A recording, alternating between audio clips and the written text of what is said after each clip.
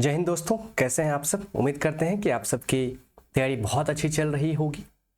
जैसा कि आप जानते हैं कि बिहार पुलिस ने बहुत ऐन वक्त पर एग्जाम के नज़दीक आकर के सिलेबस को चेंज कर दिया, तो मैं यहाँ पे आपकी मदद कर रहा हूँ। हर विषय का क्लास 9th और 10th का जो कि सिलेबस बिहार बोर्ड का उठा करके बिहार पुलिस ने रख दिया है, तो क्लास 9th और 10th के सभी जनरल स्टडीज़ के पेपर सामाजिक विज्ञान और विज्ञान का तो मैं करा ही रहा हूँ। साथ ही साथ बहुत बच्चों का डिमांड था कि सर व्याकरण का, हिंदी का कुछ समझ नहीं आ रहा है, तो कृपया हिंदी पे मेरी मदद कर दीजिए। तो मैं यहाँ पर बिहार पुलिस ने जो सिलेबस जारी किया उसमें क्लास 9th और 10th के जो भी व्याकरण का पार्ट दिया है, उन सारे व्याकरण के पार्ट को इस एक ही वीडियो में कवर कर रहा हूँ। ठीक है, तो चलिए एक ही वीडियो में कवर करें, साथ में लेटेस्ट क्वेश्चन है। पहले मैं आपको कॉन्सेप्ट बताऊंगा, जो कि मेरा एक हैबिट है, आदत है कि पहले कॉन्सेप्ट पढ़िए फिर आप पढ़िए ऑब्जेक्टिव सवाल या एमसीक्यू सवाल। ठीक है, तो चलिए बात को आगे बढ़ाते हैं। यदि हमारे चैनल पर नए हैं तो चैनल को सब्सक्राइब करिए, बेल आइकन को हिट कीजिए और वीडियो को लाइक कीजिए, शेयर कीजिए, ताकि आपको संपूर्ण डिटेल्स आपके नोटिफिकेशन मिलते रहें आपके YouTube नोटिफिकेशन बॉक्स में। तो चलिए वीडियो को आगे ले चलते हैं और शुरू करते हैं एक प्यारे से हमारे महान दार्शनिक स्वामी विवेकानंद की एक वक्तव्य से। कहते हैं कि जो तुम सोचते हो वो बन जाओगे, जो तुम सोचते हो वो बन जाओगे। यदि तुम खुद को कमजोर सोचते हो तो तुम कमजोर हो जाओगे। अगर खुद को ताकतवर सोचते हो तो तुम ताकतवर हो जाओगे। That's a true line. जो आप सोचते हैं वही आप बनते हैं। इसलिए कहा गया है think positive will be positive. हमेशा सोचिए कि हम फोड़ देंगे, एग्जाम करेंगे, मैं नहीं करूंगा तो कोई नहीं करेगा। सिंपल बात। अब ये सिलेबस आपने तो देख ही लिया होगा, लेकिन फिर से मैं आपको एक बार दिखा देता हूँ व्याकरण के कौन कौन से बिंदु आपके बिहार बोर्ड में रहते हैं क्लास 9th 10th में, जिसे उठाकर सीधे सीधे रख दिया है आपके बिहार पुलिस CSBC ने। तो यह है लिंग, वचन, काल, उपसर्ग, अकर्मक, सकर्मक, जो कि क्रिया का पार्ट है। क्रिया नहीं लिख करके अकर्मक सकर्मक लिख दिया। प्रेरणार्थक क्रियाओं का प्रयोग, वाच्य, उसके बाद संधि, वाच्य, संधि, समास, पर्यायवाची, विलोम, अनेकार्थ, श्रुतिनार्थ, मुहावरा, लोकोक्ति, वाक्य शुद्ध। तो इन तमाम टॉपिक्स को एक एक करके हम लोग अब देखेंगे। ठीक है, तो चलिए शुरुआत करते हैं संपूर्ण व्याकरण। Okay, done, start. पहला टॉपिक था लिंग। नहीं समझ आया? देखिए यहाँ पे यह है आपका पहला टॉपिक लिंग। तो लिंग से हम शुरू कर रहे हैं। पहला टॉपिक है लिंग। लिंग क्या है सबसे पहले समझिए। लिंग संस्कृत भाषा का शब्द है जिसका अर्थ होता है चिन्ह या निशान। ठीक, जिन चिन्हों से शब्दों का स्त्रीवाचक और पुरुषवाचक होना प्रकट हो उन्हें लिंग कहते हैं। यानी किसी भी शब्द से ये पता चल जाए कि उसके स्त्री हैं या पुरुष हैं तो उसे हम लिंग कहते हैं। हिंदी भाषा में लिंग दो होते हैं, पुल्लिंग और स्त्रीलिंग। पुल्लिंग पुरुषत्व का बोध कराने वाले शब्द या चिन्ह को पुल्लिंग कहते हैं, जैसे पिता हो गया, घोड़ा हो गया। स्त्रीलिंग स्त्री जाति का बोध कराने वाले शब्दों को स्त्रीलिंग कहते हैं, जैसे गायिका हो गई, माँ हो गई, है ना, बहन हो गई। ये सब क्या है? स्त्रीलिंग है। बात समझ रहे हैं आप? चलिए, तो स्त्रीलिंग पुल्लिंग क्या है समझ में आ गई। ये एक संस्कृत भाषा का शब्द है जिसका अर्थ होता है चिन्ह। वैसे भी हॉस्पिटल में जो बच्चे पैदा होते हैं उसमें चिन्ह देख के ही तो पता चलता है ना कि लड़का है या लड़की है। अनार्थ हर चीज बराबर होता है। चलिए आगे बढ़ते हैं। लिंग निर्णय के कुछ नियम हैं, यदि आप उनको दिमाग में रख लेते हैं तो शायद आपका काम हो जाएगा। पुल्लिंग शब्दों की पहचान। मनुष्य और बड़े पशुओं में नर पुल्लिंग होते हैं। तो जो भी मनुष्य और बड़े पशु हैं उसमें नर पुल्लिंग होते हैं, जैसे लड़का, युवक, बूढ़ा, हाथी, ऊंट, ये सब नर है। इसका मतलब ये पुल्लिंग है। दूसरा रूल कहता है छोटे पक्षियों, कीड़ों आदि जिनमें जोड़ों का भेद करना कठिन है, उन प्राणियों में लिंग निर्णय व्यवहार के आधार पर होता है, जैसे कौवा, खटमल, गिरगिट, गीदड़, चीता, छुछुंदर, बटेर, भेड़िया, बिच्छू, मच्छर आदि शब्द पुल्लिंग हैं, परंतु कोयल, गिलहरी, मछली, मैना, गड़ैया आदि स्त्रीलिंग है। एग्जामिनर बहुत खचरा और बहुत होशियार भी होता है, आपको यही अपवाद वाला पूछ देगा, जिसे एक्सेप्शन कहते हैं, अपवाद कहते हैं। ठीक है, अपवाद क्या पूछेगा आपसे? मछली क्या है? मछली स्त्रीलिंग है। ठीक है, इसको आप अच्छे से समझिए। तीसरा रूल कहता है द्वंद्व समास के प्राणीवाचक शब्द पुल्लिंग होते हैं, जैसे द्वंद्व समास क्या होता है, नर नारी, ये द्वंद्व समास है। इसका जो प्राणीवाचक शब्द है वो पुल्लिंग होते हैं, जैसे नर क्या है, वो पुल्लिंग है। यहाँ भाई बहन में भाई पुल्लिंग है, माँ बाप में बाप पुल्लिंग है, राधा कृष्ण में कृष्ण पुल्लिंग है। ठीक है। संस्कृत के आकारांत तत्सम शब्द प्रायः पुल्लिंग होते हैं, जैसे अध्याय, या अ माने आकारांत शब्द, अभिप्राय, या उपाय, या इतिहास, श अ, अध्यक्ष, छ में अ आता है, अंधकार, र में अ। तो ऐसे जो शब्द हैं जिसमें अ आ जाए वो क्या हो जाते हैं, पुल्लिंग हो जाते हैं। पांचवा रूल कहता है, रूल समझ लीजिएगा तो काम हो जाएगा। अप्राणीवाचक संज्ञाओं का लिंग निर्णय रूप के आधार पर होता है।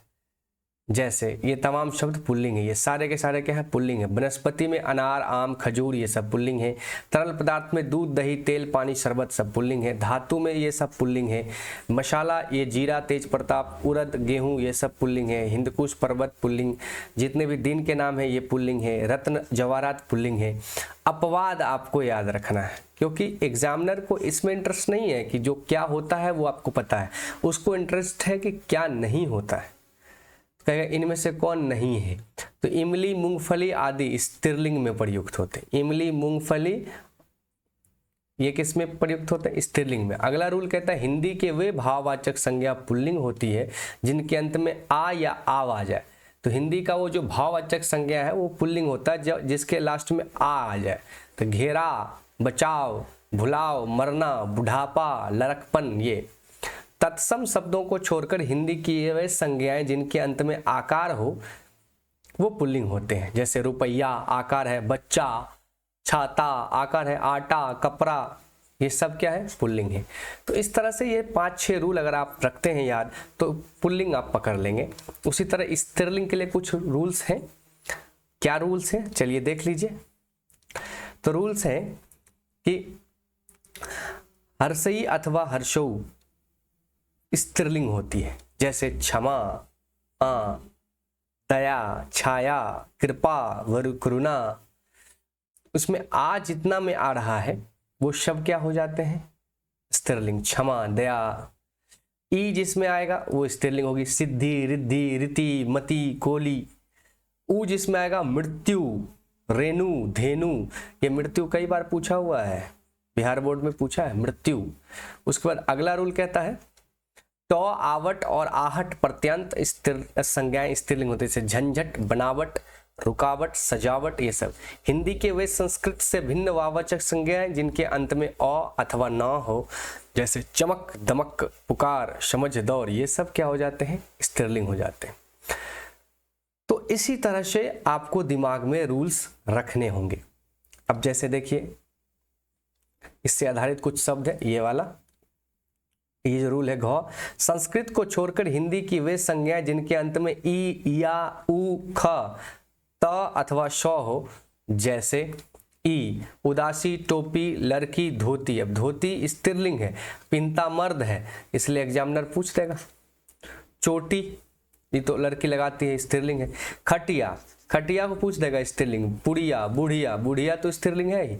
गेरू, लू आदि। ईख, भूख, आंख, साख, राख, कोख, बात, रात, लात, छत, आस, प्यास, सांस, ये सब के सब क्या है, स्त्रीलिंग है। तो ये कुल मिला के 4-5 रूल का आइडिया आप लगा लेंगे तो आप पकड़ लेंगे, और नहीं तो वाक्य बना करके भी आप पकड़ सकते हैं। जैसे कभी भी ये थोड़े कोई बोलेगा कि खटिया टूट गया, नहीं खटिया टूट गई, ये अच्छा वाक्य है। जो वाक्य शुद्ध होता है उससे स्त्रीलिंग पुल्लिंग भी पता चल जाता है। तो यदि आपने, और हिंदी तो हमारी मातृभाषा है दोस्त, बचपन से पढ़े हो, यदि थोड़ी बहुत समझ है तो वाक्य समझ करके भी आप स्त्रीलिंग पुल्लिंग निकाल सकते हैं। आइए अब देखते हैं कुछ महत्वपूर्ण सवाल इस पॉइंट से। फरमाइश कौन सा लिंग है, फरमाइश में कौन सा लिंग है। फरमाइश स, तालब स ई है तो स्त्रीलिंग हो गया। लिंग किस भाषा का शब्द है भैया, तो लिंग जो है अभी अभी हमने आपको बताया संस्कृत भाषा का शब्द है। लिंग के कितने भेद है भैया, 2 भैया। नायक शब्द का स्त्रीलिंग रूप क्या है, नायिका है भैया, नायिका ही है ना दोस्त। चलिए, जेठ का स्त्रीलिंग रूप जेठानी, जेठराइन, जेठानी होता है। जेठानी नहीं समझा तुम लोग, कमेंट करके बताइए जेठानी का मतलब क्या हुआ, ठीक है। जेठनी ये हो गया, भाई साहब गलत लगा दिए, ये होगा जेठानी। निम्नलिखित में पुल्लिंग कौन है? ये पूछ रहा है पुल्लिंग कौन है भाई, स्त्रीलिंग की बात नहीं कर रहा, पुल्लिंग। लपट टॉ लालच, लालच पुल्लिंग है भैया। निम्नांकित में पुल्लिंग कौन है? इसमें बताइए पुल्लिंग कौन है भैया, जल्दी बताइए। शरण शांति सरबत पुल्लिंग है। निम्नांकित में स्त्रीलिंग कौन है? स्त्रीलिंग तीतर तालाब लोभ थकान, तीतर तालाब लोभ थकान, थकान स्त्रीलिंग है भैया। निम्नलिखित में पुल्लिंग कौन है? तो पुल्लिंग हो गया लोभ, लोभ क्या हो गया? पुल्लिंग। निम्नलिखित में पुल्लिंग कौन है ये पूछ रहा है, तो ये हो गया जहाज। तो कुल मिलाकर इतना अगर आप कर लेते हैं तो आपका स्त्रीलिंग पुल्लिंग से सवाल नहीं छूटेगा। और दूसरा टॉपिक है हमारा वचन। तो चलिए देखते हैं वचन को, फटाफट देखते हैं वचन को। वचन क्या होता है? व्याकरण में वचन संख्या बोध के लिए प्रयुक्त होता है। किसके लिए प्रयुक्त होता है? संख्या के लिए। ये भी क्वेश्चन बना सकता है बोर्ड। CSBC थोड़ा हटेला आयोग है, कुछ बना देता है। शब्द प्रयुक्त होता है, शब्द से उसके एक या अनेक होने का बोध वचन है। हिंदी भाषा में दो वचन है, एक वचन जिससे एक का बोध होता है, बहुवचन जिससे एक से अधिक का बोध होता है। तो एक वचन शब्द के जिस रूप से किसी एक वस्तु या व्यक्ति का बोध हो, जैसे घोड़ा, कन्या, नदी। शब्द जिसके रूप से एक या अधिक व्यक्ति का वस्तु बोध हो उसे बहुवचन कहते हैं, जैसे घोड़े, कन्याएं, नदियां, पुस्तकें, पुस्तकें, घोड़े, कन्याएं, के बहुत सारी कन्याएं हैं। वचन संबंधी कुछ नियम को आप जरूर देखिएगा। सम्मान प्रकट करने के लिए एक वचन को बहुवचन में रखा जाता है। जैसे पिताजी आ गए, सम्मान प्रकट करने के लिए एक वचन को बहुवचन में रखते हैं। यदि किसी को वैल्यू देना है, किसी को आपको आदर करना है, तो पिताजी आ गया नहीं बोलेंगे, पिताजी आ गए, गए ये बहुवचन में है, लेकिन पिताजी एक ही है। गांधी जी छुआछूत के विरोधी थे, था नहीं, गांधी जी छुआछूत का विरोधी था, तो रिस्पेक्ट नहीं हो पाएगा। ठीक है, तो इन वाक्य में क्या देखा आपने? बहुवचन के रूप में प्रयुक्त किया गया, लेकिन व्यक्ति क्या है? एक वचन है, लेकिन इसको दिखाया बहुवचन गया है। उसी तरह हिंदी में हस्ताक्षर, प्राण, दर्शन, होश आदि शब्द बहुवचन में ही प्रयुक्त होते हैं। इसी को याद कर लीजिए आप लोग, हस्ताक्षर, प्राण, दर्शन, होश, हस्ताक्षर, प्राण, दर्शन, होश। क्योंकि एग्जामिनर को पता है कि तुम एक वचन बहुवचन में उलझाएगा, तो ऐसा शब्द आपसे पूछ देगा, कहेगा दर्शन एक वचन है कि बहुवचन। ले भैया, हिंदी में हस्ताक्षर, प्राण, दर्शन, होश ये शब्द हमेशा किस में यूज होते हैं? बहुवचन में। आपके हस्ताक्षर बड़े सुंदर है, आपका हस्ताक्षर बड़ा सुंदर है, ऐसा नहीं है। बड़ी मुश्किल से मेरे प्राण बचे हैं, बचा है नहीं, बचे हैं। तो इस तरह से आप वाक्य को पढ़ करके भी आप अच्छे से डिटेल में निकाल सकते हैं कि एक वचन है या बहुवचन। उसके अलावा आपके दर्शन तो दुर्लभ है। कुछ एक वचन शब्द गण, लोग, जन, समूह, वृंद आदि शब्दों के साथ जुड़कर बहुवचन में प्रयुक्त होते हैं। जैसे छात्र है तो एक है छात्रगण, तो ये बहुवचन हो जाएगा। तो ये जो गण, लोग, जन, समूह, वृंद है, ये सब मजदूर लोग, कृषक जन, नर समूह, तो ये सब बहुवचन में बन जाते हैं जब गण गुण लगा देता है तो। उसी तरह चौथा रूल कहता है आकारांत स्त्रीलिंग संज्ञा का बहुवचन संज्ञा अंतिम में अ को ए कर देने से बन जाता है। जैसे गाय है, गाय है तो अंत में य में अ है, अ को ए कर दीजिए, गाएं, तो ए हो जाएगा। जैसे ए होगा बहुवचन हो जाएगा। बातें, बहनें, गायें। मजा आ रहा है? आकारांत स्त्रीलिंग एक वचन संज्ञा शब्द के अंत में ए लगाने से बहुवचन बन जाता है। शाखा मतलब एक, शाखाएं, हमारे SBI के बहुत शाखाएं हैं। कथा एक वचन है, कथाएं। लता, लताएं। तो बड़ा मजेदार चीज है ये सब। ठीक है, इसी तरह से अगर आप थोड़ा सा ध्यान देंगे तो आपका सवाल नहीं छूटेगा भाई। इकारांत स्त्रीलिंग संज्ञा में, इकारांत स्त्रीलिंग संज्ञाओं के अंतिम में ई को हश्व कर या जोड़ने से बन जाए। तिथि तो तिथियां, रीति तो रीतियां, नदी तो नदियां। उसी तरह अगला रूल कहता है कि जिन स्त्रीलिंग संज्ञाओं के अंत में या आता है उनमें या के ऊपर चंद्र बिंदु लगा करके भी बदल सकते हैं। जैसे चिड़िया, चिड़िया पे चंद्र बिंदु लगा दीजिए, बहुवचन हो जाएगा। डिबिया, गुड़िया, यही सब पूछेगा भाई। वहां बौख मत जाना, थोर के फोर के आना है ना। आ हर्षई दीर्घई के अलावा अन्य मात्राओं से अंत होने वाली स्त्रीलिंग संज्ञाओं के अंत में ई जोड़कर बहुवचन बनाए जाते हैं। बहु, बहुएं, वस्तु, वस्तुएं। जहां दोनों वचनों में पुल्लिंग में एक ही रूप होता है अथवा अन्य स्त्रीलिंग में भी बहुवचन का बोध प्रायः गण, वर्ग, जन, लोग, वृंद इत्यादि लगाकर कराया जाता है। जैसे पाठक, पाठकगण, अधिकारी, अधिकारीगण, आप लोग। तो इस तरह से भी एक वचन बहुवचन होते हैं। आइए देखते हैं इस टॉपिक के महत्वपूर्ण प्रश्न। होश शब्द का प्रयोग सदैव होता है। होश शब्द जो है भाई, होश शब्द का प्रयोग हमेशा होता है एक वचन में। होश से थोड़े बोलेगा कोई। सामग्री का बहुवचन क्या है? तो सामग्री शब्द जो है उसका बहुवचन है सामग्रियां। ग्री ई है तो या पर रे लगा देंगे। सामग्रियां शब्द से उसके एक या अनेक होने के बोध को क्या कहते हैं भैया? वचन कहते हैं। क्या रे भैया? वचन ही कहते हैं ना, नहीं कहते हैं?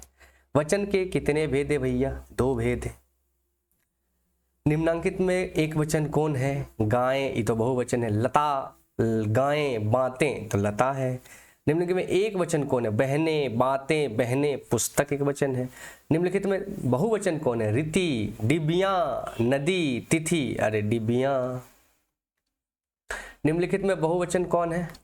वस्तु, बहु, अधिकारी, पाठकगण। यही है सही जवाब। ये सब तो भैया एक वचन है, नहीं होगा, ये है बहुवचन। चलिए अब बढ़ते हैं अगले टॉपिक में। वो है हमारा प्यारा सा टॉपिक काल। क्या नाम है? कौन कहता है? तो काल मडराई तो बेटा, तो काल मडराता है ना, तो जब गिदर की मौत आती है तो शहर की ओर भागता है, तो वही वाला काल है। काल यानी कि समय। आपका काल ठीक रहेगा ना भाई, काल चक्र। एग्जाम, तो examination not a knowledge but a chance, है ना। एग्जामिनेशन के दिन समय आपका होना चाहिए, उधार दीजिएगा। तो कितने वीर सुरमा थे और चले गए। ठीक है, चलिए काल के बारे में देखें। काल क्या होता है बताइए फटाफट। देखिए आपने इंग्लिश में पढ़ा होगा 3 काल, हिंदी में बड़ा खतरनाक काल होता है। देखिए, क्रिया के उस रूपांतर को काल कहते हैं जिससे उसके कार्य, व्यापार का समय और उनकी पूर्ण अथवा अपूर्ण अवस्था का बोध हो। यानी क्रिया के उस रूपांतरण को काल कहते हैं जिससे उसके कार्य, व्यापार का समय और उसकी पूर्ण अथवा अपूर्ण अवस्था का बोध हो, वो काल होता है। काल के 3 भेद हैं भाई साहब बेसिकली, वर्तमान काल, भूतकाल, भविष्य काल, प्रेजेंट, पास्ट और फ्यूचर। लेकिन बात जब करते हैं वर्तमान काल का, तो भैया ये अकेले 6 गए, हिंदी में पागल कर देगा, अंग्रेजी में ना आप पढ़ते हैं अलग। वर्तमान काल क्रियाओं के व्यापार की निरंतरता को वर्तमान काल कहते हैं। इसमें क्रिया जारी रहती है, जैसे वह खाता है, वह खाने का कार्य चल रहा है, समाप्त नहीं हुआ भाई, कंटिन्यू है। वर्तमान काल के 5 भेद हैं। सामान्य वर्तमान, तत्कालिक वर्तमान, पूर्ण वर्तमान, संदिग्ध वर्तमान और संभाव्य वर्तमान। दिमाग चौंधिया जाएगा, अंग्रेजी से नहीं है ये, हिंदी है बाबू। ए बॉस, पढ़े थे 9वां 10वां में, और आप ही को कह रहे हैं पढ़े थे, झूठ मत बोल भाई। सामान्य वर्तमान क्रिया का वह जिससे क्रिया का वर्तमान काल में हो ना पाया जाए। सामान्य वर्तमान से वह आता है, वह देखता है। तत्कालिक वर्तमान, इसे पता चलता है कि क्रिया वर्तमान काल में हो रही है, मैं पढ़ रहा हूं, ये तत्कालिक जारी है।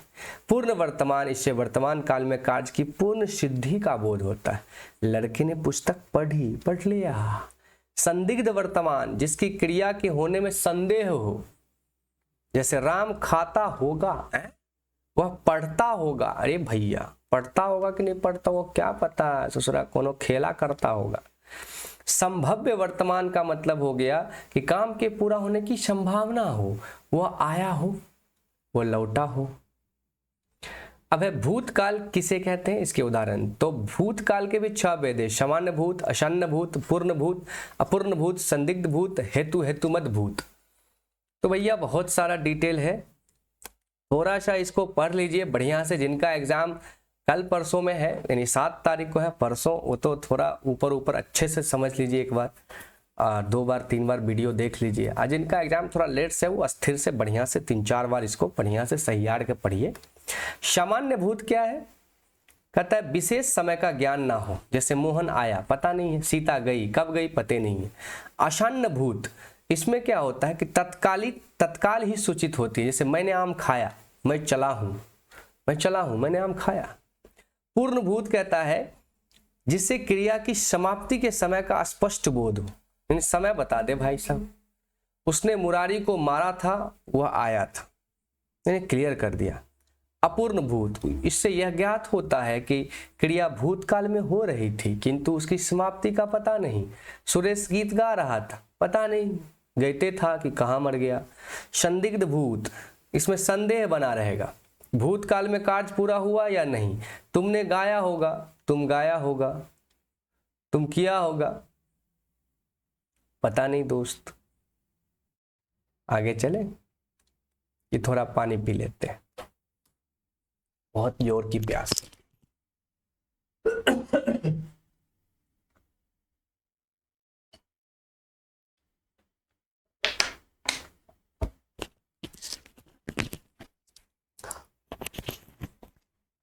अगला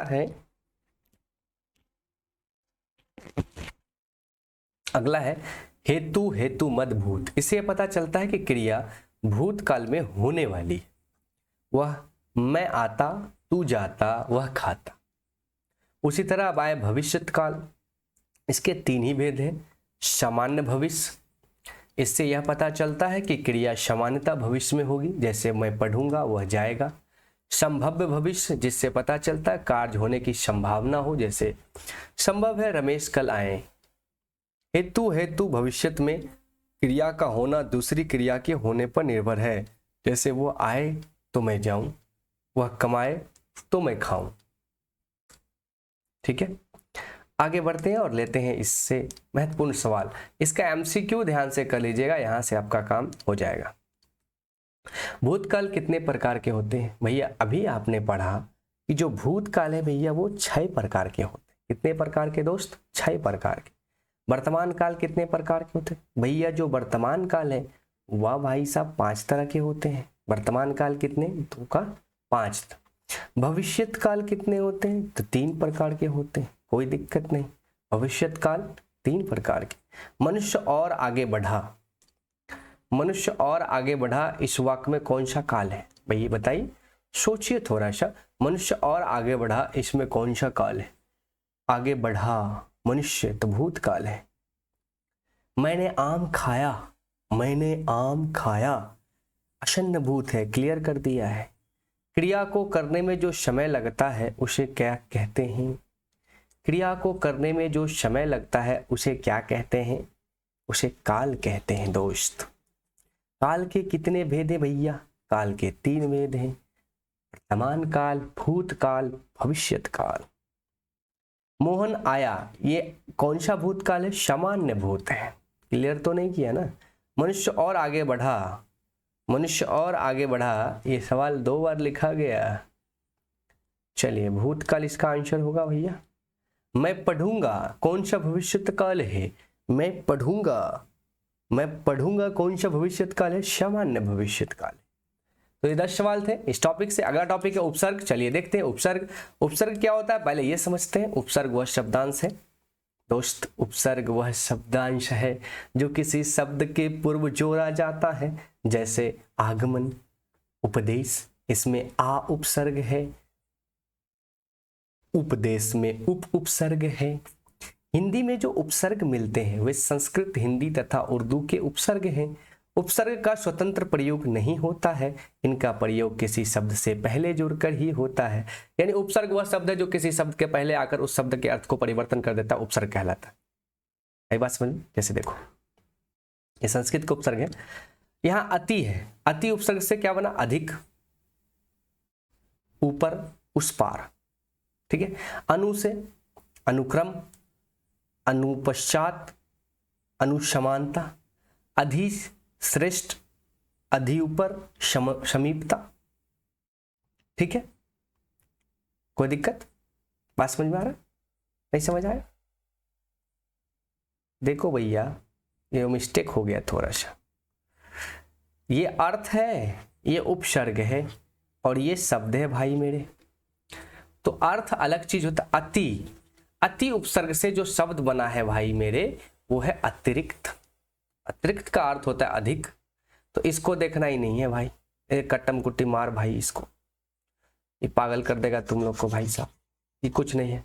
यहां से देखो, अति, अति पहले लगा हुआ है, अतिरिक्त, ठीक है। अतिशय, अतिकाल, यहाँ अति उपसर्ग है।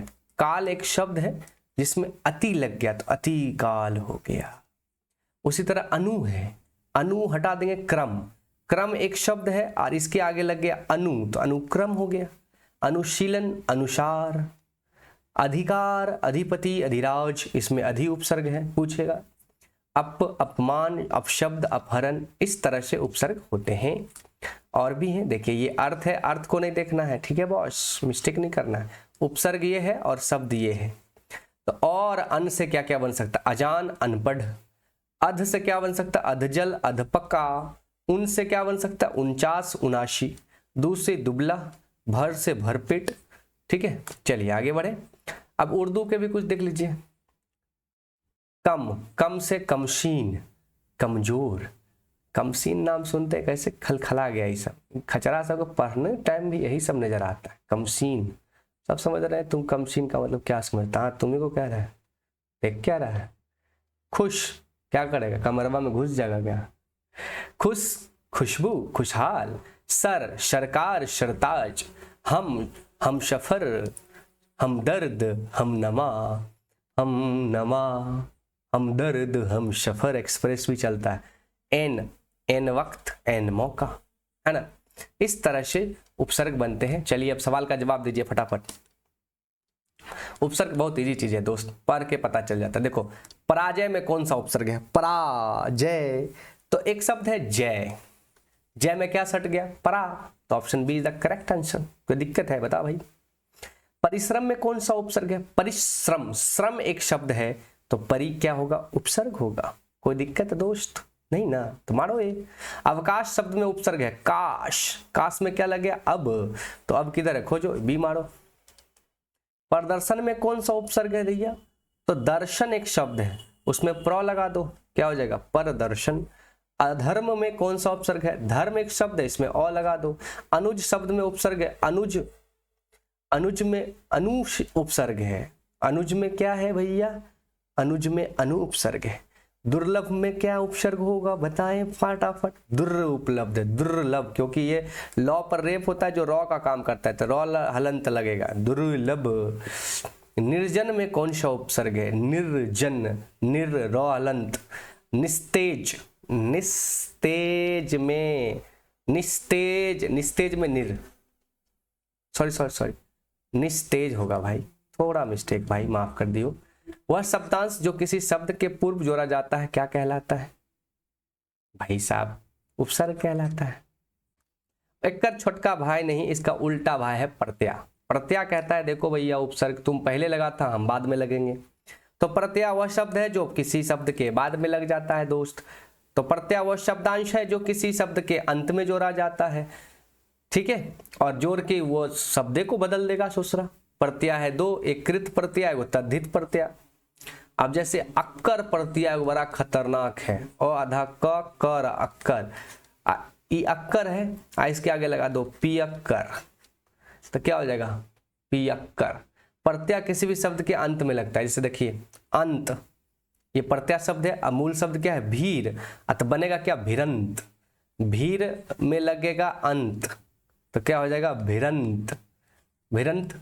तो अंत प्रत्यय किस में लगता है? भिरंत में। अब गौरव, बात कुछ समझ आ रहा है दोस्त? नहीं समझ आया? समझ आ रहा है? समझ आ रहा है तो देखो इसे फटाफट जवाब दो। होनहार में कौन सा प्रत्यय है? देखो होनहार, होनहार, हा आर, आर लास्ट देखना है दोस्त, इस प्रत्यय में देखना है लास्ट। क्या देखना है? लास्ट। तो हार हो गया। लिखाई में आई नहीं है, आई में आई में आई।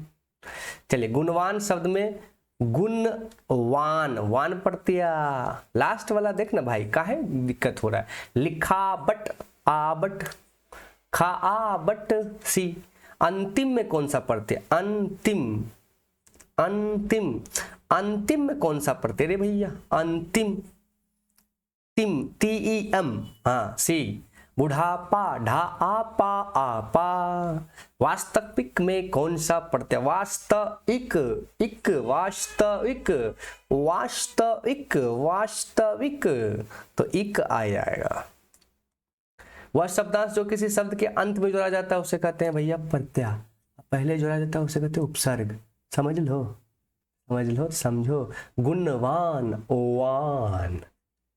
गौरव, गौरव, अभी उधर पता था गौरव, गौरव, वा, गौरवा, गौरव, र, अब, ये नहीं है भाई, ये है अब। चलिए आगे बढ़िए। नहीं समझा तुम लोग? समझ गया? आगे बढ़ो भाई।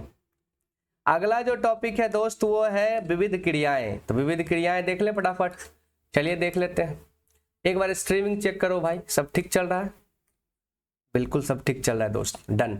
विविध क्रियाएं, चलिए विविध क्रियाएं देख लेती हैं। विविध क्रियाएं क्या है? प्रश्न, क्रिया किसे कहते हैं? तो भैया क्रिया क्या है? तो क्रिया का मतलब ही होता है जिस शब्द से किसी काम का करने या होने का बोध हो उसे क्रिया कहते हैं। जैसे खाना, पीना, उठना, बैठना, ये सब क्रिया है। या फिर किसी के शब्द के अंत में न करना आ जाए वो क्रिया है। उठना, बैठना, दौड़ना, सब में तो ना ही ना ना ना ना मुन्ना ना। बे गधों, ना मुन्ना क्या कर चल रहा है? मिर्जापुर चल रहा है, हैं? ओ चाचा, चलिए आगे मत बोलना, मने में बोलना। उदाहरण, पक्षी आकाश में उड़ रहे हैं, महेश आंगन में घूमता है, सुरेश रात को दूध अवश्य पीता है। भाई साहब सुरेश बच्चा होगा। बर्फ पिघल रही है। ये सब क्या है दोस्त? ये सब क्रिया है। चलिए आगे बढ़ते हैं। अब देखते हैं क्रिया के प्रकार। भैया क्रिया के दो प्रकार होते हैं, एक सकर्मक, एक अकर्मक। एक सकर्मल क्रिया होता है, एक अकर्मल क्रिया होता है। कैसे? देखिए, कर्म के अनुसार या रचना की दृष्टि से क्रिया के दो भेद हैं, सकर्मक और अकर्मक। पहला है सकर्मक, जिस क्रिया के साथ कर्म रहता है, कर्म यानी ऑब्जेक्ट, अथवा उसके रहने की संभावना रहती है, उसे सकर्मक क्रिया कहते हैं। सकर्मक क्रिया को करने वाला कर्ता ही होता है, परंतु उसके कार्य का फल कर्म पर पड़ता है। जैसे राम पुस्तक पढ़ता है तो राम करता है, पढ़ता क्या है? पढ़ता है, ये क्रिया है, लेकिन कौन सी पढ़ता है? पुस्तक। देखिए सिंपल सा बात है, जो बच्चा सही सही बात बता देगा उसको सकर्मल कहेंगे, जो नहीं बताएगा वो अकर्मल है। आप घर पहुंचे, देखे आपका रूम लगा हुआ है भाई का, ढकढकाए भैया कहा मैं खा रहा हूँ, ससुरा बते भी नहीं किया कि क्या खा रहा है, ये अकर्मल बच्चा है, अकर्मक क्रिया है ये। लेकिन अगर आपका भाई अच्छा है ना, सकर्मक है ना दोस्त, क्या कहेगा? भाई मैं आम खा रहा हूँ, मैं खा रहा हूँ, अब मैं आम खा रहा हूँ। अंतर समझे? आम खा रहा हूँ, आम क्या है? कर्म। यानी ये जो लड़का है जो खाने का काम कर रहा है उसका फल किस पे पड़ रहा है? आम पे। दांत तो आम में न काट रहा है भाई। तो सकर्मक वो हुआ जो कर्म को बता देगा, कौन कर्म कर रहे। आज जो होगा ना बस कर लिए, क्या कर लिया बे? खा लिए, क्या खाया वो नहीं बता रहा। बात समझ में आ रहा है? कोई दिक्कत? अगला चलते हैं अकर्मक क्रिया। जिस क्रिया के साथ कर्म ना रहे, अर्थात जिस क्रिया की फल कर्ता पर ही पड़े, उसे अकर्मल कहते हैं। राम हंसता है तो इसका फल भी रामे पे पड़ रहा है भाई। मैं खाता हूं, उसमें कौन सा वर्ग का क्रिया है भाई? खाता है, कौन सी खाता है नहीं बताया, इसलिए अकर्मल है। सकर्मल अकर्मल समझ में आ गया? ट्रांजिटिव एंड इंट्रांजिटिव भर पड़ा होगा अंग्रेजी में, मुंह क्या ताक रहा है? देखो यहाँ ऑब्जेक्टिव, जिस शब्द से किसी काम का करने या होने का बोध हो उसे कहते हैं भैया क्रिया। बात खत्म? कोई दिक्कत? समझ आई? समझ आ गई तो बात खत्म। निम्नांकित में से सकर्मक क्रिया का उदाहरण कौन सा है? सकर्मक क्रिया का उदाहरण कौन सा है? जाना, रोना, चिल्लाना, कहना। कहना है क्योंकि कहना का भाव कर्ता पर ही प्रकट होता है। क्रिया का मूल अंश को क्या कहते हैं? क्रिया के मूल अंश को क्या कहते हैं दोस्त? धातु कहते हैं। संस्कृत में धातु शब्द ही क्रिया होता है, पढ़ा होगा तुम लोग, नहीं पढ़ा तो यहाँ पर लो। कौन सी क्रिया अपूर्ण सकर्मक क्रिया है? कौन सी क्रिया अपूर्ण है? बनाना। कौन सी बनाना है बते हुए नहीं करें। निम्नांकित में अकर्मक क्रिया का उदाहरण कौन सा है? अकर्मल बच्चा वाला उदाहरण पूछ रहा है भैया। तो शी, सोना, अकर्मल है ससुरा, अकर्मले सोवे करता है। कर्म के अनुसार या रचना की दृष्टि से क्रिया के कितने भेद हैं? भैया रचना करो, कर्म के अनुसार रचना या रचना की दृष्टि से पूछ रहा है भैया। तो क्रिया के कितने भेद हैं भैया? 2 ही भेद हैं, सकर्मक और अकर्मक। निम्नांकित में अकर्मक क्रिया का उदाहरण कौन सा है? तो अकर्मक क्रिया है हंसना। अनमोल ने सांप को मार दिया, बिल्कुल। इस वाक्य में किस क्रिया का अप्रदर्शन हुआ है? अरे भैया अनमोल क्या पागलपंथी है, सांप को काहे मार दिया भैया? तो सकर्मक है। क्या बोला? मारा, लेकिन किसको? सांप को। क्लियर हो गया? जहां क्लियर हुआ सकर्मक, नहीं क्लियर किया अकर्मल है। किस वाक्य में संयुक्त क्रिया का प्रयोग हुआ है? चलिए, मैं पढ़ लिया करता हूं, संयुक्त है। मैं पढ़ता हूं, पढ़ लिया करता हूं। जो धातुएं ध्वनि के अनुकरण पर बनाई जाती है उन्हें क्या कहते हैं? उन्हें कहते हैं अनुकरणात्मक धातु। सकर्मक क्रिया को करने वाला कौन होता है? कौन होता है? कर्ता होता है भाई। सकर्मक क्रिया में कार्य का फल किस पर पड़ता है? कर्म पर पड़ता है, ऑब्जेक्ट। कहानी खत्म, आगे बढ़ो। अगला टॉपिक है वाच्य, यानी वॉइस पढ़ा होगा इंग्लिश में।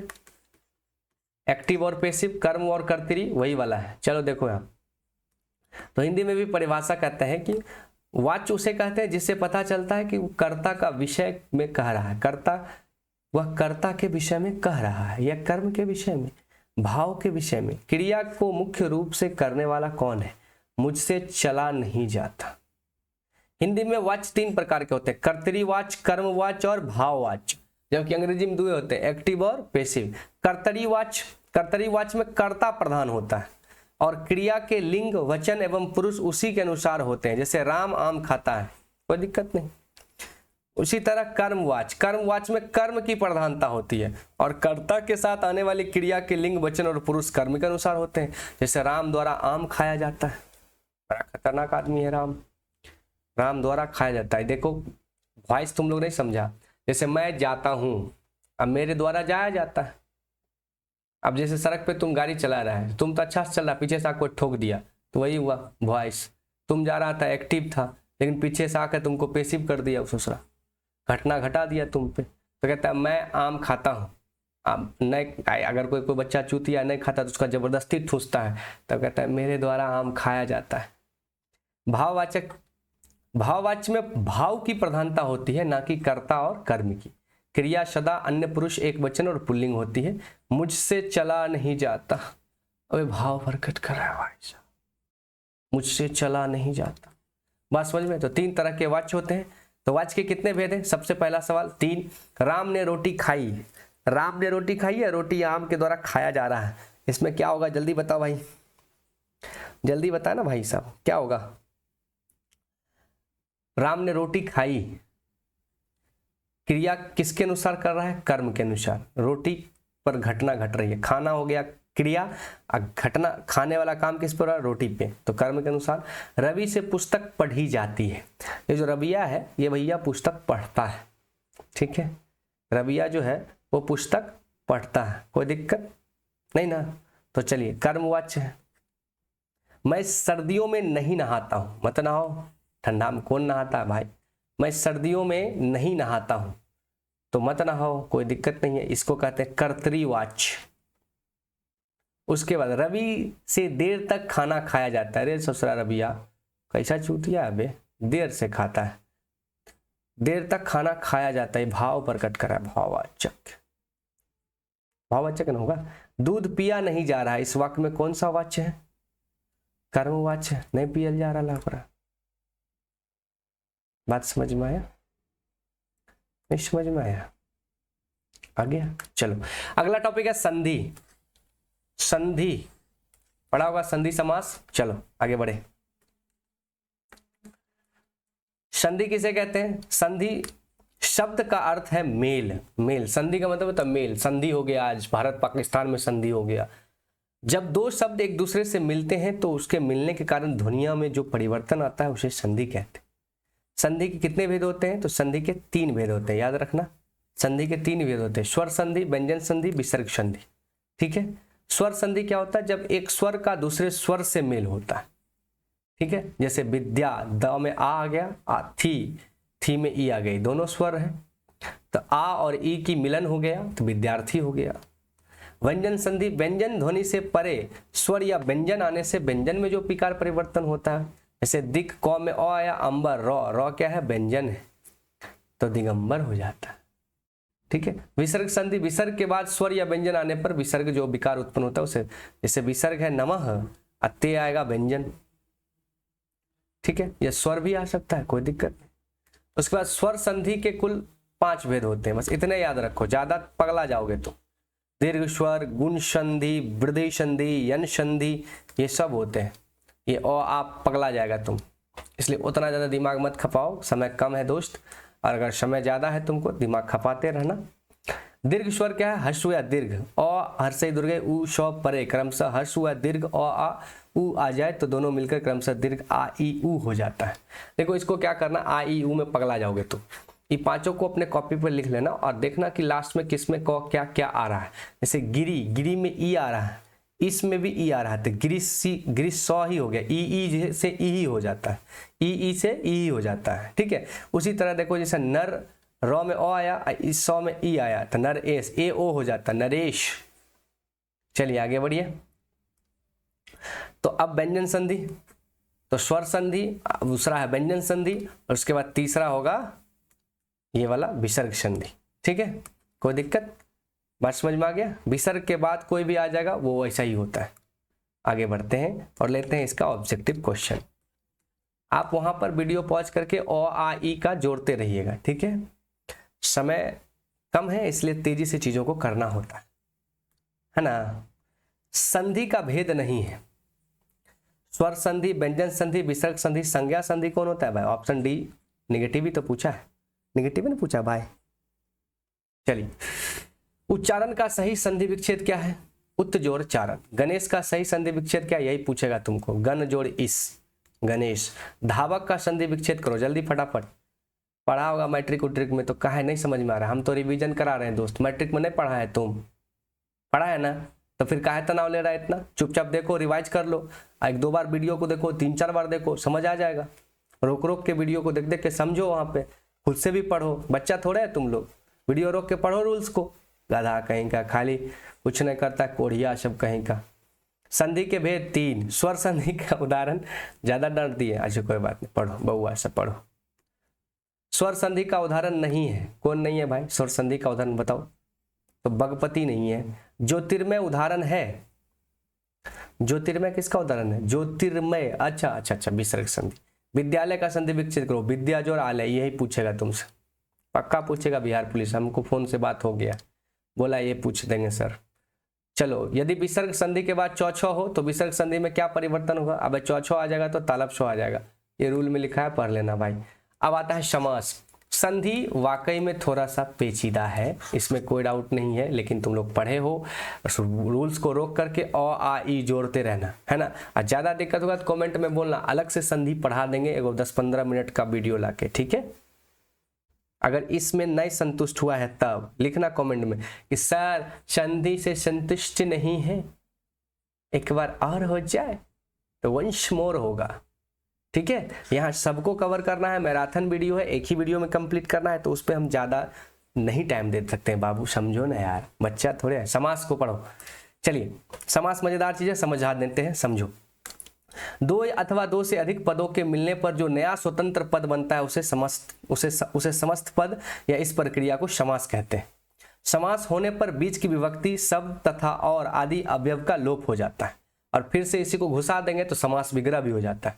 समास की विशेषता क्या है, समास 2 या 2 अधिक पदों का योग है, 2 पद मिलकर एक पद बनाता है, 2 पदों के बीच की विभक्ति का खत्म हो जाता है।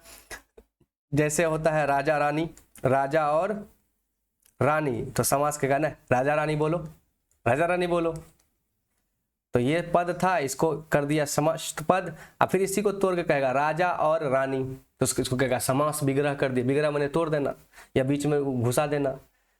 2 पदों में कभी पहला पद प्रधान और कभी दूसरा पद प्रधान होता है, तो कभी दोनों पद प्रधान हो जाता। समास होने पर संधि भी हो सकती है, किंतु ऐसा अनिवार्य नहीं है। चलो आगे बढ़ो। समास के निम्नलिखित 6 भेद हैं, द्वंद्व समास, द्विगु समास, कर्मधारय समास, तत्पुरुष समास, अव्ययीभाव समास, बहुब्रीहि समास। समास से सवाल पूछेगा, इसलिए तैयार हो जाओ दोस्त, तैयार हो गए। द्वंद्व किसे कहेंगे, देखो नाम है ससुरा द्वंद्व, पूरा द्वंद्व में रहेगा, है ना।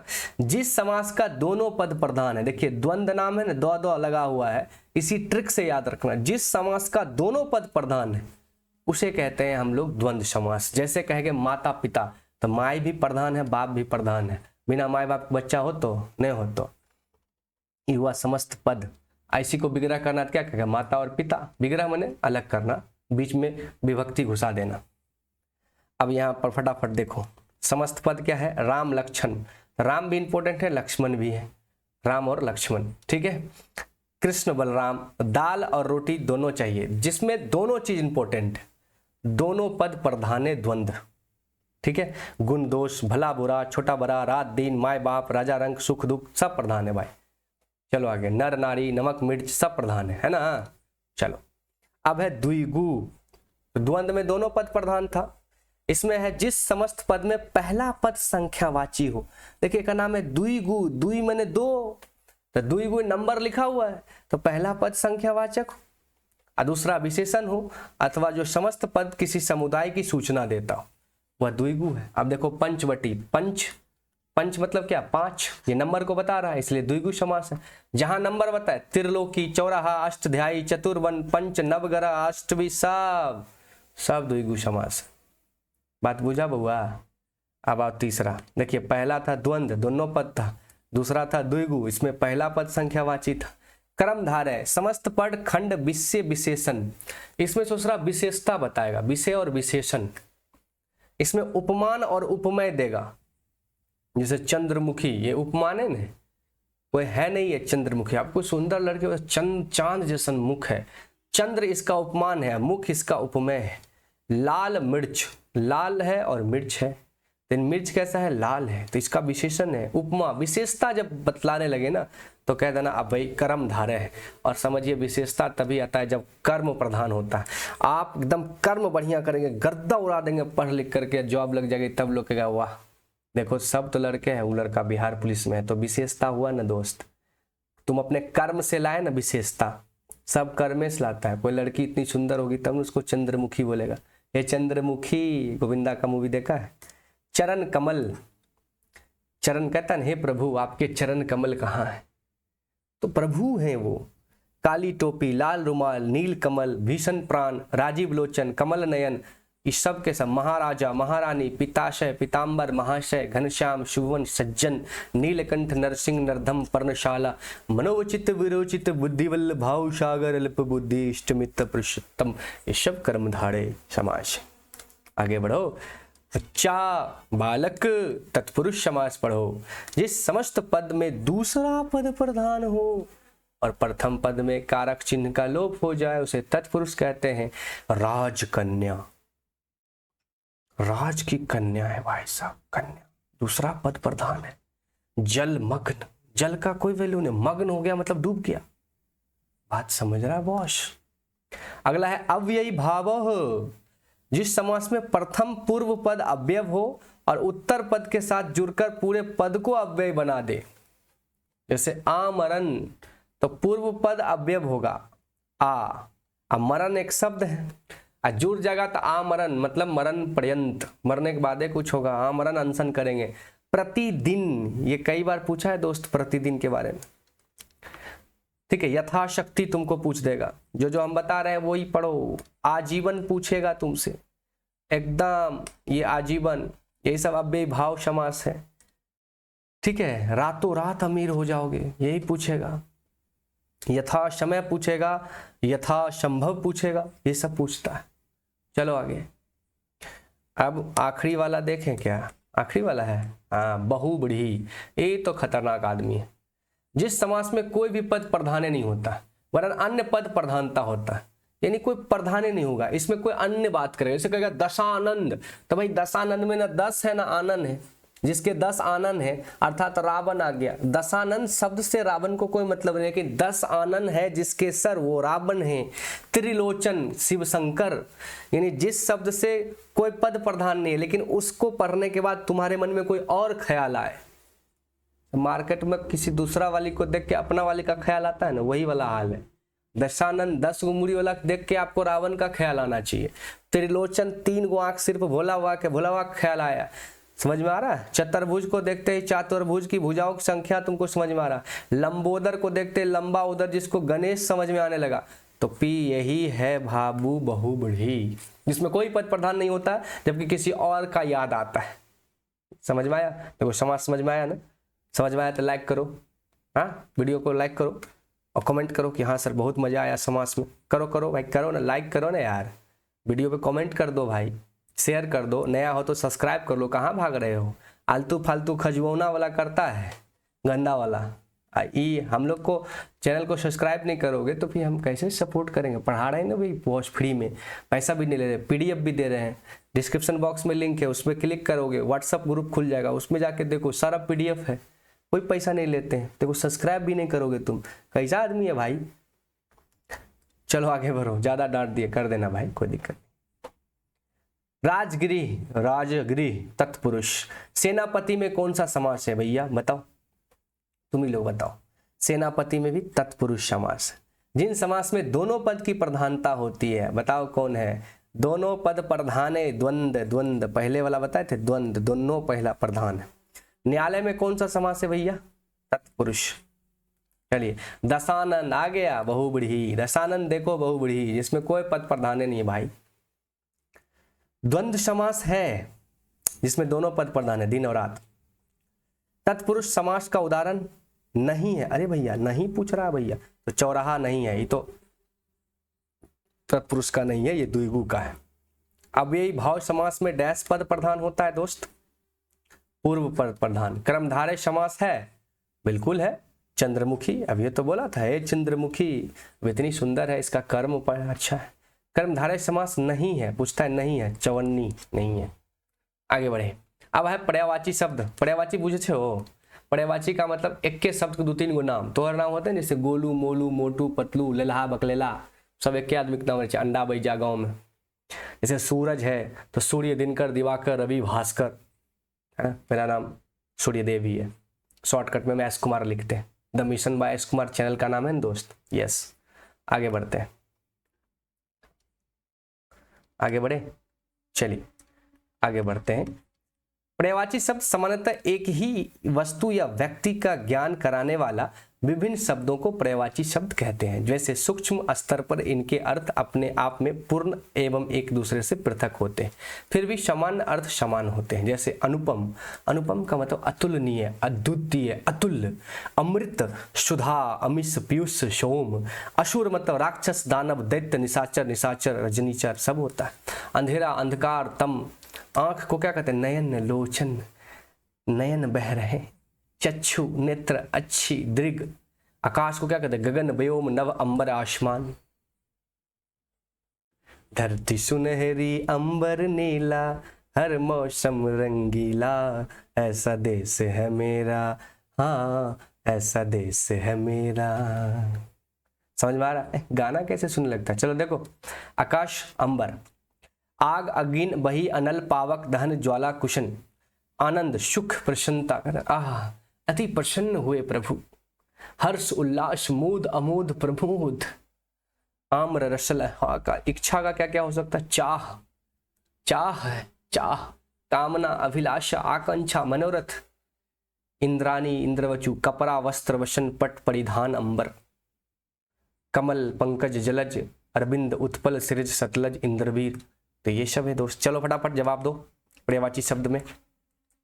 अमृत का पर्यायवाची शब्द क्या होगा भाई? सुधा, इसलिए सुधा है, बरौनी डेयरी सुधा है ना जी, नहीं है सुधा।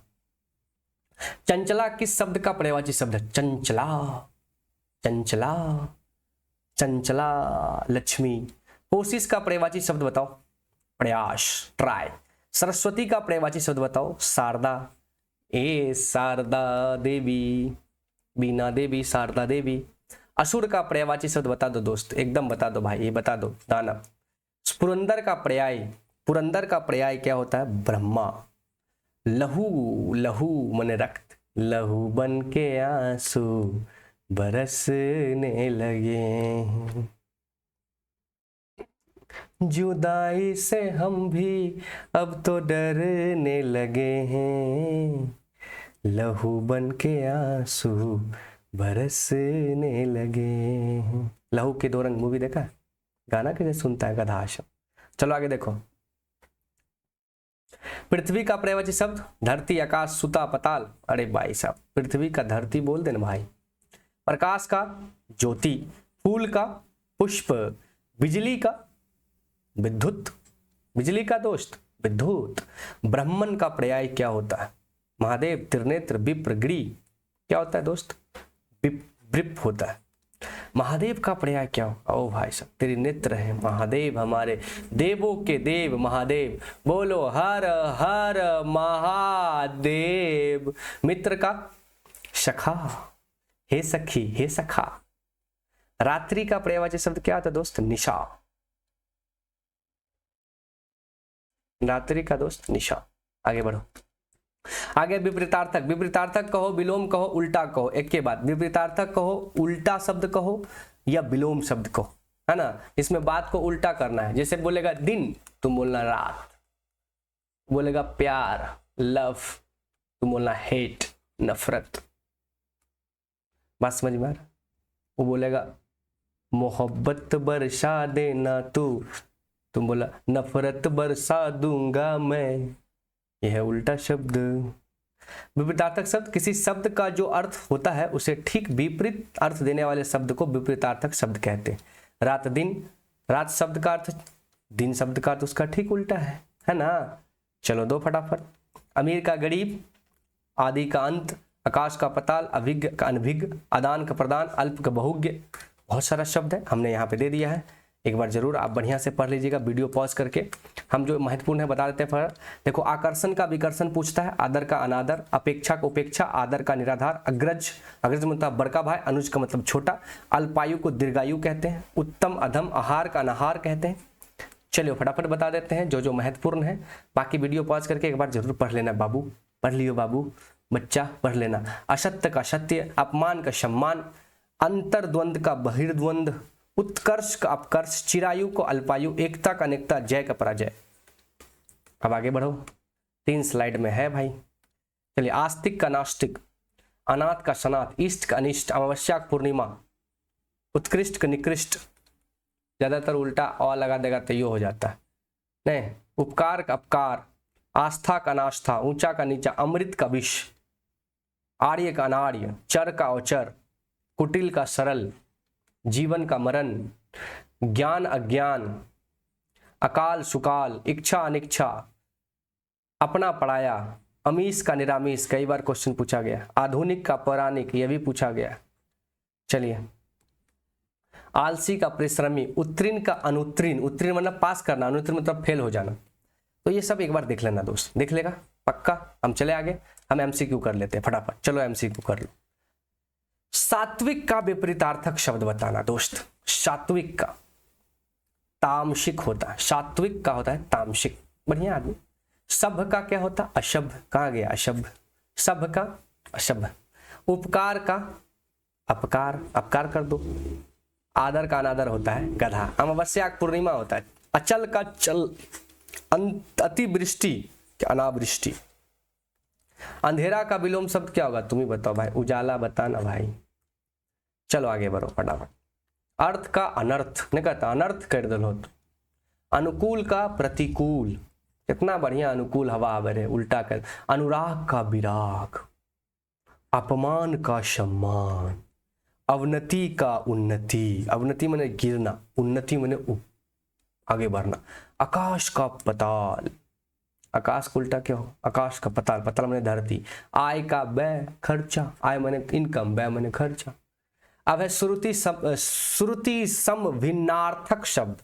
भैया सब सिलेबस में है, हम नहीं जानते हैं, जाके देख लो, पहले सिलेबस बता दी। माथा मत मेरा खराब करो तुम लोग। चलो पढ़ो ध्यान से। रिजल्ट नहीं हुआ पीडीएफ में तो मुंह कान फोड़ देंगे सब, पीट देंगे डंडा मार के घुस के। ऐसी टेक्नोलॉजी ने थप्पड़ घुस के लग जाएगा। बहुतेरे शब्द एक आध अक्षर या मात्र के फर्क के बावजूद सुनने में एक से लगते हैं, किंतु उनके अर्थ में काफी अंतर रहता है। ऐसे शब्द को श्रुति सम, सुनने में एक जैसे लगने वाला शब्द, और भिन्नात्मक, किंतु अर्थ में भिन्नता रखते हैं। यानी कि सुनने में एक जैसा लगता है लेकिन तनी तनी अर्थ में भिन्न होता है।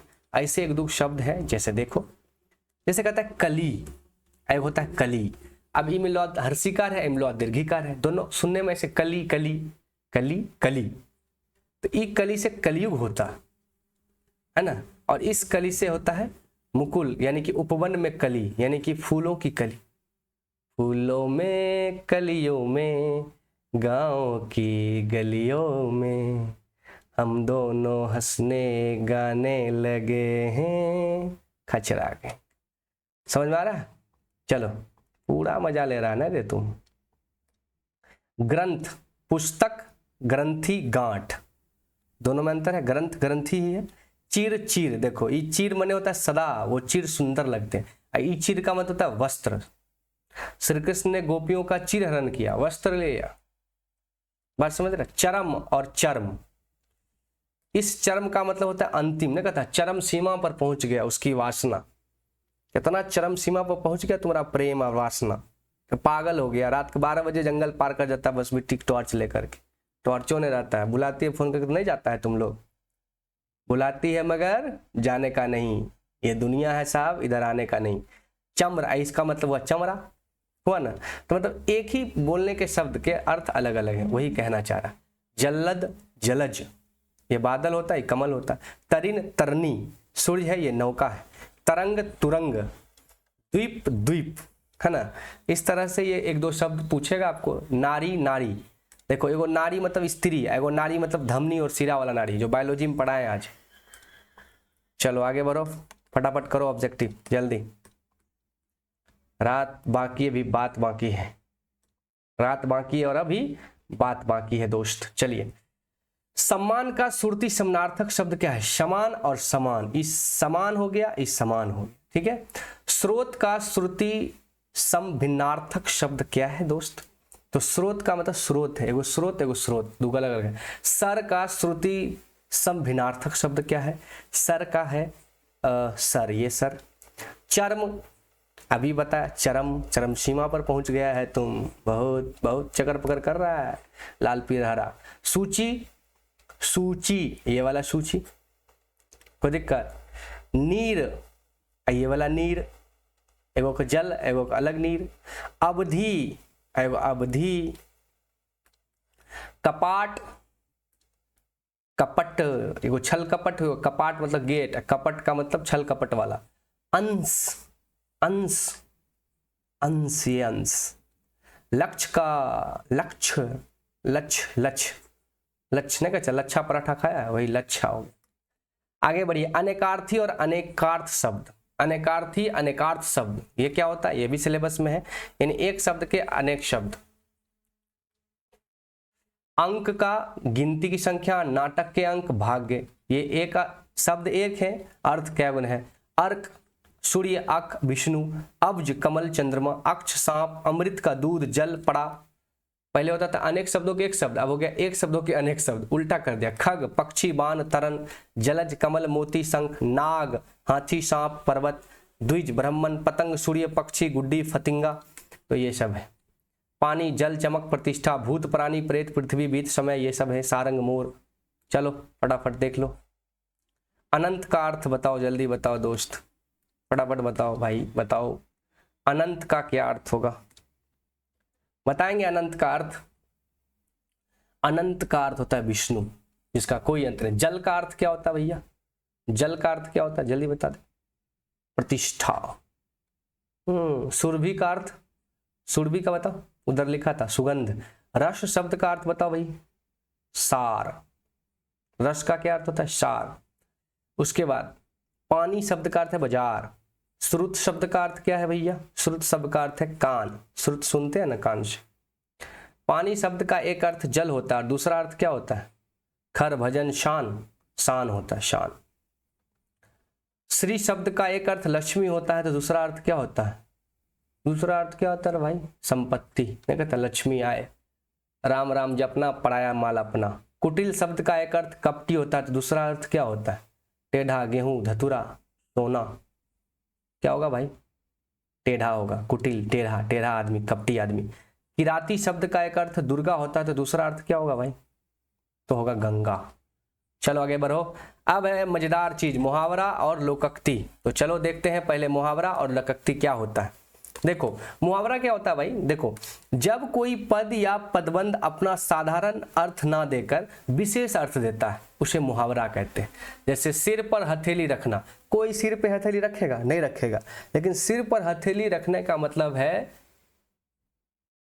कि अपना सिर हथेली पर रखने का मतलब है दोस्त मन मरने के लिए तैयार होना। जैसे कमर कस लेना, जैसे तुम बिहार पुलिस के एग्जाम के लिए कमर कस लिए हो, ऐसा थोड़ा कि कमर में रस्सा बांध लिए हो, नहीं, तुम रेडी हो एग्जाम देने के लिए तो तैयार हो जाना, युद्ध के लिए तैयार होना, एग्जाम के लिए तैयार होना। तो ये हुआ मुहावरा। मुहावरा का अपने शब्द का कोई अर्थ नहीं होता, वो अलगे अर्थ लेके आता है। नाको चने चबाना, कोई नाक से चना चिबाएगा दोस्त? नहीं ना। लेकिन नाको चने चबाने का अर्थ क्या होता है? कठिन काम करना, परिश्रम करना। चलिए अब है लोकोक्ति। लोकोक्ति बड़ा इंटरेस्टिंग चीज है। लोक उक्ति, लोक माने हुआ लोग और उक्ति मतलब हुआ स्टेटमेंट, कथन। आम लोग, हमारे दादाजी, बूढ़े पुराने, ये सब लोग अपने जीवन के अनुभव से सीखते सीखते कुछ ऐसा उदाहरण दे देंगे तुमको जो लगेगा हाँ आप बाबा कह लो एगो बात, उसे कहते हैं लोकोक्ति। तो मुहावरा और लोकोक्ति में अर्थ अलग अलग है। मुहावरा जो है वो अपने शब्दों से अलग अर्थ देता है, जबकि लोकोक्ति अपने शब्दों का अर्थ देता है। बात समझ में आ रहा? चलिए देखो ध्यान से, ये है मुहावरा। अंगूठा दिखाना मतलब इनकार करना। आजकल अंगूठा मतलब लाइक होता है, पहले ऐसे ऐसे दिखाता मतलब गेल लो लेबे ने। अपना उल्लू सीधा करना मतलब स्वार्थ सिद्ध करना। अगर मगर करना, टाल मटोल करना। अकल पर पत्थर पर जाना, बुद्धि भ्रष्ट होना। अपने पैर पर खड़ा होना मतलब जॉब हो जाएगा तुमको, आत्मनिर्भर हो जाओगे। अंधेरे घर का उजाला, इकलौता बेटा। आंख दिखाना, गुस्सा से देखना। आंख का तारा, बहुत प्यारा होना। पढ़ा था 10वां में 9वां में, नहीं पढ़ा तो पढ़ो। आंखें बिछाना, आदर करना। आंसू पोंछना, संत्वना देना। आसमान पर चढ़ना, बहुत अभिमान, नहीं कहते आजकल आसमान पर चढ़े। आकाश से तारे तोड़ना, असंभव काम करना। ये था मुहावरा। और भी मुहावरा है भाई, यहाँ पर देखो। आग बबूला होना, गुस्से से भर जाना। आकाश को छूना, बहुत ऊंचा होना। आकाश पाताल एक करना, बहुत परिश्रम करना। आग में घी डालना, क्रोध को बढ़ाना, नहीं कहते तो एलोन ससुरे आग में घी डाले। आगे पीछे करना, चापलूसी करना। आस्तीन का सांप, धोखा देने वाला। ईद का चांद, बहुत कम। ईंट से ईंट बजाना, उल्टी गंगा बहना, विपरीत काज करना। कमर कसना ना, तैयार होना। कफन सिर पर बांधना मतलब मरने के लिए तैयार होना। कलेजा खुलना, कलाई खुलना है तो भेद खुल जाना। कलेजा फटना, बहुत दुख होना। कलेजा पर सांप लौटना, इसरिया होना। कमर टूटना, निराश होना। कान का कच्चा होना, बिना सोचे समझे विश्वास कर लेना। काम आना, वीर गति। कान भरना, चुगली करना, नहीं कहते आजकल तो बहुत कान भर रहे हैं, सब पता है, हमें मालूम है। तुम जिसको हंस हंस के बताते हो वो मुझे कह कह के बताता है। अधजल, अब लोकोक्ति है, देखो लोकोक्ति है। अधजल गगरी छलकत जाए, सुना होगा बूढ़ा पुराना के। यानी जो अज्ञानी व्यक्ति होता है, जिसका ज्ञान कम होता है, वो बहुत छलर छलर करेगा, देखोगे बहुत बोलेगा, गांव में भी खूब बचर बचर करेगा। कोई कुछ बोलेगा फट फट फट फट करेगा। और जो ज्ञानी व्यक्ति होता है शांत रहता है। जैसे लोटा में आधा लोटा पानी भर के जाओगे ना तो छलर छलर करेगा, अब पूरा पानी भर के रखोगे कोई दिक्कत नहीं। इसलिए हमेशा शांति रहो। जब भी सामने वाला बोले शांत रहो, चुपचाप। मैं जाता हूँ कभी ट्रेनर में तो लोग बोलता है हम चुप रहते, मतलब भैया मुझे नहीं पता ट्रेन कैसे चलती है, डीजल से कि पेट्रोल से। अगला देखो तुमको बेवकूफ समझेगा और खूब बोलेगा। जब तुम बोलने लगोगे ना तो अगला को शौक लग जाए, 11,000 का झटका पावर लगे 440 वोल्ट छूने से तेरे, तब मजा आएगा। इसलिए समंदर का पानी गहरा होता है, शांत होता है, और नदी का पानी छलर छलर करता है। क्योंकि नदी में पानी है कितना है, अरब सागर, हिंद महासागर, इतना पानी होगा नदी में जी? कोई नदी में नहीं होगा भाई। तो शांति रहना सबसे बेहतर उपाय है। अधजल गगरी छलकत जाए, अंग्रेजी में कहते हैं little knowledge is dangerous thing. बहुत कम और अधूरा ज्ञान या अधूरा रुपया पैसा सब ऐंठ के लोग चलता है। कभी देखो प्रोफेसर टीचर ये सब एकदम शांत रहता है, चुपचाप तुम्हारा सुनेगा। हाँ क्लास में भले बोले डांटे, वो तो काम है ना। अंत भला तो सब भला, यानी लास्ट में रिजल्ट अच्छा होना चाहिए। तुम कितना क्या किया कोई नहीं देखेगा। जिस दिन बिहार पुलिस में फाइनल मेरिट लिस्ट के PDF रिजल्ट देगा ना दोस्त, कहेगा लड़का सब भला है। तुम कितनों काम किया। अपना हाथ जगन्नाथ, कोई नहीं है तो अपना हाथ से काम करो। बॉल में बॉल, अपन बॉल। भाई DM है ऐसे कोई मतलब नहीं। तुम क्या हो, हु आर यू? तुम क्या हो, तुम्हारी ताकत क्या है। अकेला चना भार नहीं फोड़ता, अकेले आदमी व्यक्ति समर्थ नहीं करता। अंधों में काना राजा, यानी गुणहीन में थोड़ा गुणवान होना। अब पछताए तो होत का जब चिड़िया चुग गई खेत। अभी तुम पढ़ोगे नहीं, अभी हम इतना बढ़िया तुमको मदद कर रहे, वीडियो बना दे रहे, नहीं पढ़ोगे, अब बाद में पछताओगे, ओह काश पढ़ लेते ना, ओह मेरा रिजल्ट हो जाता। सर जी द मिशन वाले सर बहुत दम सिलेबस के अकॉर्डिंग सब पढ़ा दिए, वही सब पूछा, लेकिन हम पढ़वे नहीं किए। अपनी करनी पार उतरनी, अंधा क्या चाहे दो आंख। अपनी डफली अपनी राग, आंख का अंधा गांठ का पूरा। मूर्ख धनवान व्यक्ति, आम के आम और गुठलियों के भी दाम, दोहरा लाभ होना। बात समझ रहे हैं। आंख का अंधा नाम नयन सूख, नाम के अनुरूप गुण का होना। बहुत मजेदार चीज है यार, पढ़ा होगा। उल्टे चोर कोतवाल को डांटे, यानी दोषी होकर निर्देश को पकड़ लेना। ऊंची दुकान फीकी पकवान, केवल बाहरी दिखावा। ऊंट के मुंह में जीरा, अब तुमको 2 रसगुल्ला खाता है, आतनी तोड़ के देगा तो कैसा लगेगा, कहेगा ऊंट के मुंह में जीरा, हद हाल है। एक हाथ से ताली नहीं बजती है, लड़ाई में दोनों पक्ष दोषी होता है। एक सड़ी मछली सारे तालाब को गंदा करता है, एक व्यक्ति के कारण पूरा समाज कलंकित हो जाता। सही बात। एक अनार 100 बीमार, एक वस्तु के लिए अनेक ग्राहक का होना। ओखली में सिर दिया तो मुसल से क्या डरना। इसका एक और उदाहरण है, जब पानी में कूद ही गए तो मगरमच्छ से क्या डरना। जब फॉर्म भर दिया परीक्षा देना ही है, तब डर क्या रहे, हुमच तो ससुरा, फाड़ दो एकदम। चलिए फटाफट क्वेश्चन का आंसर दीजिए। हाथ खाली होना, मुहावरा का अर्थ क्या है। हाथ खाली होना, मुहावरा का अर्थ क्या है, पैसा ना होना। कमर कसना, इसका मतलब तैयार होना। श्री गणेश करना, मतलब क्या, गणेश जी को प्रणाम करना, नहीं, कार्य का आरंभ करना, यही सब पूछेगा। दिन रात चौगुनी, दिन दूनी और रात चौगुनी कर देना, यानी दिन रात परिश्रम कर, खूब उन्नति करना, नहीं, दिन दूनी और रात चौगुनी नहीं कहते, दिन दुगुनी रात चौगुनी बढ़ रहा है, खूब उन्नति करना। हाथ साफ करना, मतलब क्या करना, चोरी करना, नहीं कहता तब हाथ साफ कर दिया। अकल पर पत्थर पड़ना, बुद्धि भ्रष्ट हो जाना। बातों की जलेबी छानना, मतलब डिंग हाँकना, है ना, डिंगे ना हाँकता है भाई। 9 2 11 होना, मुहावरे का क्या अर्थ है, भाग जाना। अधजल गगरी छलकत जाए, ये क्या है, लोकोक्ति है। आंखों का तारा बहुत प्यारा। आगे बढ़िए, अब है कुछ लोकोक्ति, उसका जवाब दीजिए। कहता है आंख का अंधा नाम नयन सुख। आंख का अंधा नाम नयन सुख, नाम के अनुरूप गुण का होना। अपना हाथ जगन्नाथ, लोकोक्ति का अर्थ क्या है, स्वावलंबी होना, अपने ऊपर रहना। आगे बढ़िए। बुरी तरह का शौक, इस अर्थ में किस लोकोक्ति का प्रयोग होता है, बुरी तरह का शौक। कानों में कंगन, आगे नाथ ना पीछे पगा, अधजल गगरी छलकत। शौकीन बुढ़िया चटाई का लहंगा, शौकीन बुढ़िया चटाई का लहंगा, बुढ़िया शौकीन है, चटाई का लहंगा बना लिया। काला अक्षर भैंस बराबर, काला अक्षर भैंस बराबर, बिल्कुल निरक्षर आदमी नहीं कहता है, दूर तोरा की समझिएगा मूर्ख आदमी, काला अक्षर भैंस बराबर छे तोहर। अपनी आदमी को कम महत्व देना, निम्न में किस कहावत का अर्थ है। कहते हैं घर की मुर्गी दाल बराबर, घर की मुर्गी दाल बराबर। अपने आदमी का कम महत्व देना। सैया भई कोतवाल अब डर भय काहे का, कहावत का सही अनुवाद क्या है। सैया भइल कोतवाल अब डर किस बात का, तो किसी उच्च पद मिल जाए तो उसकी आश्रित निश्चिंत रहते हैं, आश्रित निश्चिंत रहता है। मरबालम थानेदार चलाए जिप्सी, सुना है गाना। अब है लास्ट वाक्य शुद्धि।